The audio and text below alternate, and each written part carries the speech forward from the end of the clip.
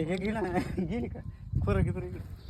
दादा 560 टनाचे 15,68,000 रुपये झाले. किती जण राबताय त्याच्यामध्ये? हं?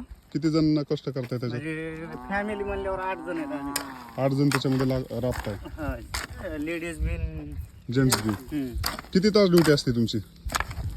म्हणजे टाइम भेटन तसं, म्हणजे घरचं करून बाहेरचं पाहुणे रावळे सगळं करून. अच्छा अच्छा. तर अनलिमिटेड टाइम आहे, 24 तास. केव्हा पण आपल्याला लाईट आली की या ठिकाणी यायचं. संध्याकाळी बी आली तरी संध्याकाळी बी यावं लागतं आम्हाला. तर 8 जणांमध्ये 15,68,000 रुपये. तर एक 15 लाखाचं उत्पन्न. किती रुपये खर्च येतो त्याच्यामध्ये? त्याच्यात खर्च आता खर्च बराच येते ना. 4-5 लाख, 3-4 लाख रुपये. 3-4 लाख रुपये, 4 लाख रुपये समजा. वरच आणखी 1-1.5 लाख रुपये आपला खर्च पण खत आहे. एन्जॉय धरा. तर एक 10 लाख रुपये राहतात आपल्याला फक्त ऊसातून. बाकी खायचं प्यायचं जे आहे ते सगळं आपल्याला शेतातूनच आपलंच होतंय.